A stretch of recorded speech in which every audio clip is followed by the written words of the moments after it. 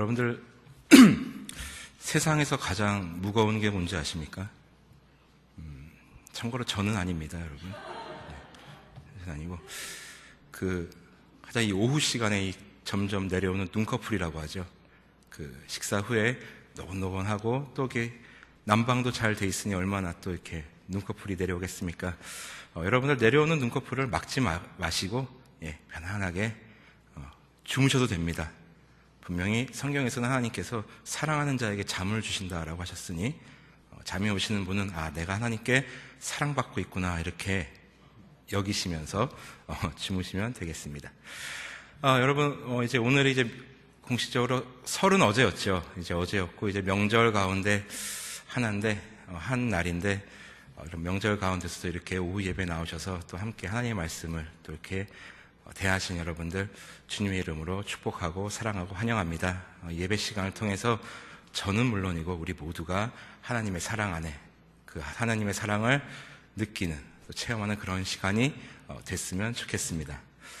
오늘 우리가 읽은 고린도전서 13장은 우리 모두가 잘 알고 있는 흔히 말하는 사랑장이라고 하는 그러한 성경으로 많이 알고 있습니다. 그래서 모든 그리스도인들이 사랑하는 성경이고 또 비기독교인들도 많이 알고 있는 그러한 말씀이 바로 이 고린도전서 13장입니다.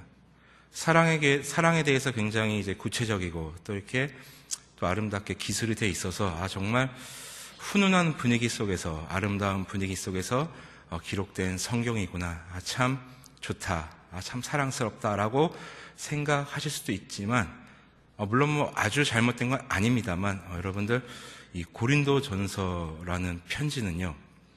이 고린도 교회를 향해서 이 사도 바울이 쓴 편지인데 굉장히 그런 아름다운 분위기에서 기록된 성경은 아닙니다.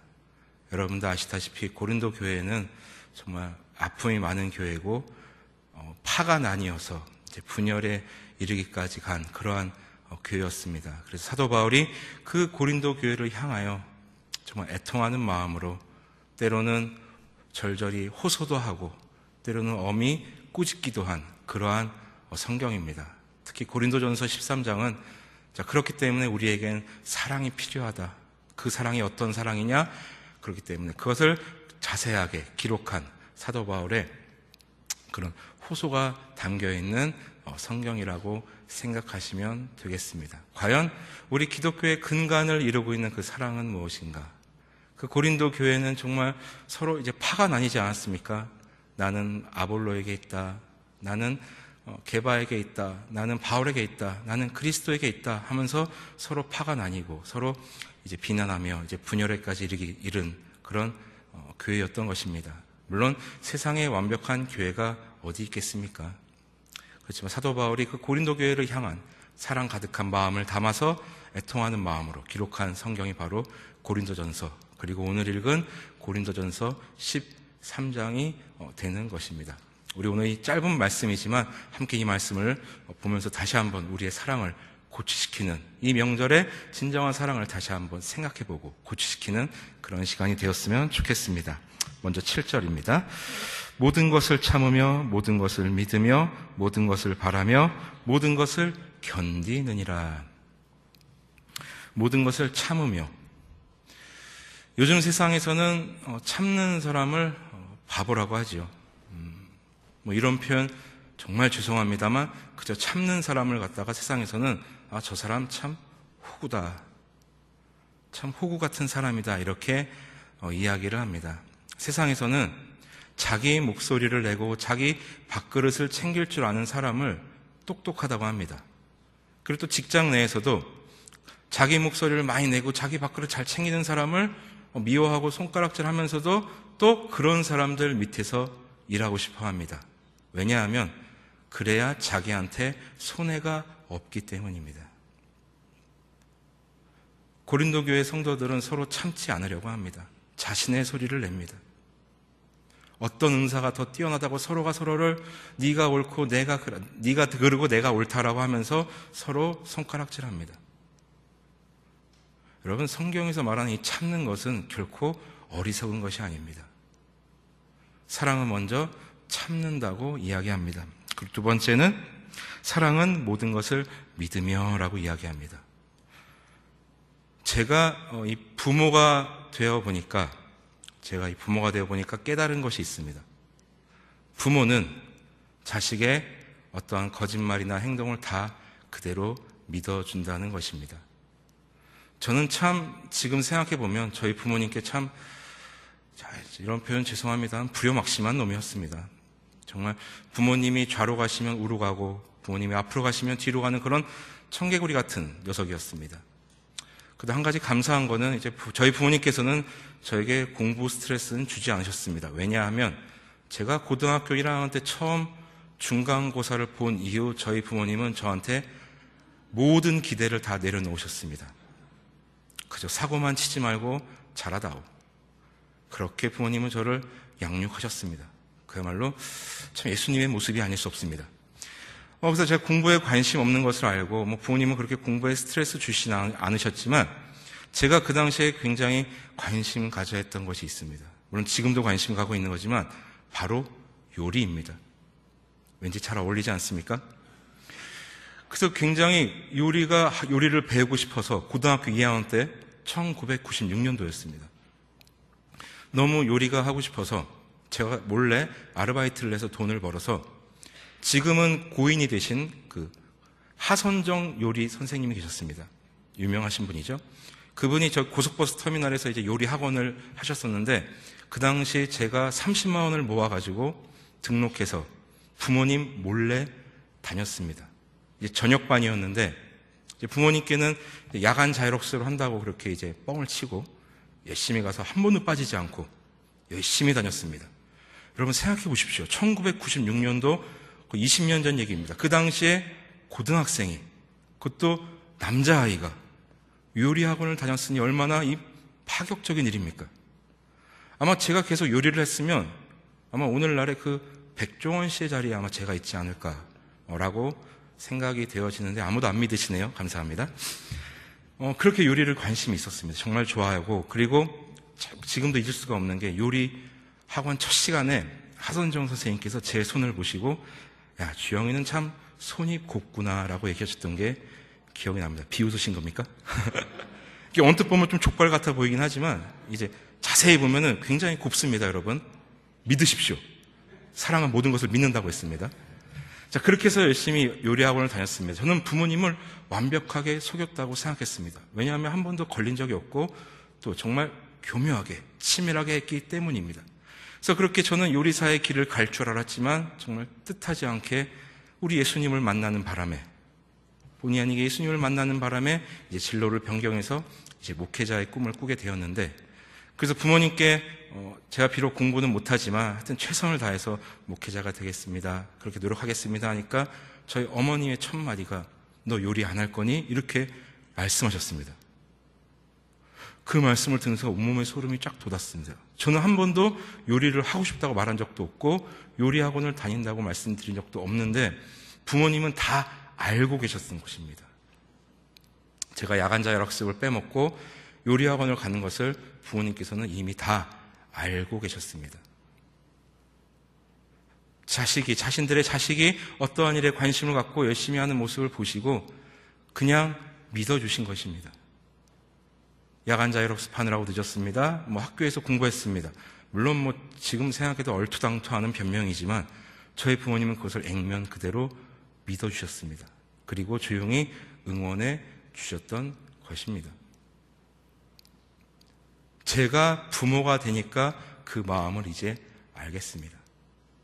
부모님의 사랑이 그렇게 표현됐던 것입니다. 모든 것을 믿어주셨습니다. 그리고 모든 것을 바란다고 합니다. 여기서 이 바란다는 것은 어떠한 기복적인 것, 하나님 제발 로또가 되게 해주십시오, 어떤 좋은 것을 저에게, 물질을 저에게 주십시오, 이런 바란다는 그런 의미가 아니라 진정한 사랑은 내 형제 자매 그 속에서 역사하실 하나님의 그 일하심을 바라는 것입니다. 저를 이제 적용시켜보면 그랬던 것이죠. 저희 부모님께서 저를 믿어주신 것은 그렇게 어쨌든 제가 관심 있어 하는 요리를 통해 어떻게든 하나님의 사람으로 잘 성장하겠지라는 그런 믿음과 또 바람이 거룩한 소원이 있으셨기 때문에 그렇게 저를 믿어 주신 것입니다. 참아주시고 믿어주시고 바래주신 것이죠. 그렇기 때문에 사랑은 여러분 견뎌내는 것입니다. 이 견딘다는 것은 이 앞서 말씀드린 참는다는 것과는 비슷하긴 하지만 근본적인 개념은 약간 다릅니다. 이 견딘다라는 것은 승리의 결과를 수반한다는 것이 참는다는 것과 약간은 다른 개념이라고 할 수 있습니다. 여러분들 그 대나무 아시죠?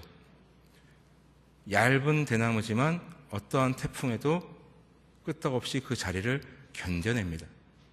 땅속 깊숙이 뿌리를 박고 있기 때문입니다. 그래서 사랑은, 진정한 사랑은 견뎌내는 것입니다. 그저 무작정 참는 것이 아니라 그 사람을 통해 역사하실 그 하나님을 바라보고, 하나님을 바라보면서 모든 것을 믿고 또 바라고 견뎌내는 것이 바로 참된 사랑이라는 것입니다. 이렇게 사랑에 대해서 살펴봤을 때 여러분 떠오르는 분이 한 분 계시지 않습니까? 이 사랑의 결정체인 바로 예수 그리스도. 예수 그리스도의 모습이 떠오르는 것을 볼 수 있습니다. 여러분, 예수님께서 얼마나 많이 참으셨습니까? 당신의 그 제자들의, 그 혈기왕성한 제자들의 모든 것들을 참아주셨습니다. 좀 졸지 말고 깨어있어라 말씀하셨는데도 제자들은 잡니다. 그것도 참아주십니다. 좀 칼 좀 들고 설치지 말아라. 칼로 일어선 자는 칼로 망하게 될 것이다 말씀하셨지만, 그러나 칼로 또 그렇게 혈기를 부리는 제자들을 참아주십니다. 비단 제자들만 참아주시겠습니까? 우리들도 예수님께서는 참아주십니다. 왜 참으십니까? 예수님이 바보셔서 우리를 참아주시겠습니까? 그렇지 않습니다. 우리 안에 역사하실 그 하나님을 믿으셨기 때문에, 그 하나님의 일하심을 믿으시고 또 우리를 향한 거룩한 소원을 가지셨기 때문에 참아주시는 것입니다. 그리고 우리를 그러한 사랑으로 우리를 사랑하셨기 때문에 십자가의 모진 그 고통과 치욕을 견뎌내 주셨습니다. 그 십자가의 고통을 견디시고 부활로 우리에게 화답해 주셨지요. 진정한 참된 사랑의 모습을 우리 주님께서 보여주시는 것입니다. 사도 바울이 그것을 알았기 때문에 이 고린도 교인들을 향하여, 고린도 교회를 향하여, 메말라가는 이 사랑이 없는 고린도 교회를 향하여 사랑은 이런 거야, 사랑은 이런 거란 말이야 라면서 호소하는 것입니다. 그렇기 때문에 앞서 말씀드린 것처럼 고린도전서 13장은 그렇게 아름다운 분위기에서 적혀 내려간 것은 아닙니다. 근데 여러분들, 우리가 이 7절 말씀을 읽어보면은 반복되는 단어가 하나 있습니다. 바로 모든 것이라는 단어입니다. 그런데 이 모든 것의 단어를 대체할 만한 단어가 하나 있습니다. 바로 항상입니다. 보십시오. 항상 참으며, 항상 믿으며, 항상 바라며, 항상 견디느니라. 사랑은 일시적인 수용이 아니라 지속적인 수용이라는 뜻입니다. 가끔 참고, 가끔 믿고, 가끔 바라고, 가끔 견디는 것이 아니라 우리 주님께서 그렇게 하셨던 것처럼 항상, 사랑은 항상 하는 것이라는 말씀입니다. 그리고 본문 8절입니다. 사랑은 언제까지나 떨어지지 아니하되 예언도 패하고 방언도 그치고 지식도 패하리라. 이게 여러분 무슨 의미겠습니까? 우리가 훗날 하나님 앞에 섰을 때, 영광스러운 하나님 나라에 입성했을 때 더 이상 그곳에서는 예언이 필요하지 않습니다. 이미 영원한 하나님 나라에 입성했으니 무슨 예언이 필요하겠습니까? 그곳에서는 방언도 필요하지 않습니다. 하늘의 언어로 서로 이야기할진데 왜 방언이 필요하겠습니까? 그러나 사랑은 떨어지지 않는다는 것입니다. 그곳에서 하나님의 사랑은 넘쳐 흐른다는 것입니다. 여러분, 기대되지 않으십니까? 두근거리지 않으십니까? 그 마르지 않는 사랑, 그 넘치는 사랑이 가득한 그 하늘나라에 우리가 입성한다고 생각했을 때 얼마나 가슴이 두근거리겠습니까? 그러므로 사랑하고 존경하는 우리 부평 동부교회 성도 여러분, 특별히 우리는 명절을 보내고 있습니다. 그것도 민족 최대의 명절인 설을 보내고 있습니다. 저는 어린 시절에 명절하면 참 좋았습니다. 온갖 먹을 것이 넘쳐나고 또 어르신들이 오시기 때문에 세뱃돈도 받을 수 있고 얼마나 신납니까? 저의 이 뚱뚱했던 몸을 더욱더 살찔 수 있는 좋은 기회였기도 했고요.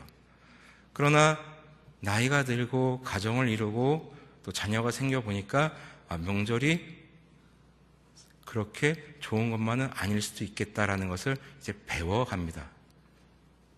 그렇다고 저희 가정에 불화가 있거나 그런 게 아닙니다, 여러분. 오해하지 마시고요. 명절은 때론 이 가족이라는 이름으로 상처가 오고 갈 수 있는 그러한 일이 생길 수 있는 날이 명절일 수도 있겠다라는 생각이 되어집니다. 오전에 우리 담임 목사님께서 말씀하실 때 그러지 않았습니까? 차라리 보지 않았으면 아무 일도 일어나지 않았을 텐데 이렇게 모였기 때문에 그러한 일이 벌어지는 경우가 종종 있다고 합니다. 언론에도 나오고 있고요. 그럴 때 여러분들, 오늘 우리가 읽은 이 고린도전서 13장 7절, 8절의 그 사랑을 우리가 먼저 실천해 보면 어떻겠습니까? 가장 가까운 가족이기 때문에, 친척이기 때문에 소홀할 수도 있고 가벼이 대할 수도 있지만, 그러나 우리의 가장 가까운 가족에게 먼저 이 사랑을 적용한다면, 가까운 곳에서부터 우리의 사랑을 실천한다면 그렇게 하나님 나라는 멀리 있는 것은 아니라고 생각되어집니다. 7절의 말씀처럼 우리가 먼저 항상 모든 것을 참고, 항상 모든 것을 믿고, 항상 모든 것을 바라고, 항상 모든 것을 우리가 견뎌낸다면 바로 우리 주님께서 우리를 향하여 그렇게 해 주신다는 것입니다. 그야말로 그리스도의 사랑이 그저 어떠한 개념으로 머물러 있는 것이 아니라 바로 우리의 손과 발을 통해서 구현된다는 것입니다. 아무쪼록 이번 명절을 통하여 우리가 먼저 혹 마음에 어려움이 있는 친지들을 만날지라도 그럼에도 불구하고 참으며 바라며 또 믿으며 견뎌내는 그러한 사랑을 베푼다면 바로 우리 가정을 통해서 먼저 하나님 나라가 이루어질 것입니다. 그야말로 이 명절은 사랑을 싣고 더욱더 멀리 퍼져나가게 되어 그야말로 하나님 나라를 우리의 손과 발로 일구어가는 그런 은혜가 있을 것입니다. 아무쪼록 그리스도인으로서 또한 그리스도를 따르는 성도로서 그러한 이 예수 그리스도의 이 완전한 사랑을 실천해 나가며 살아가는 우리 모두가 되시기를 주님의 이름으로 소원합니다.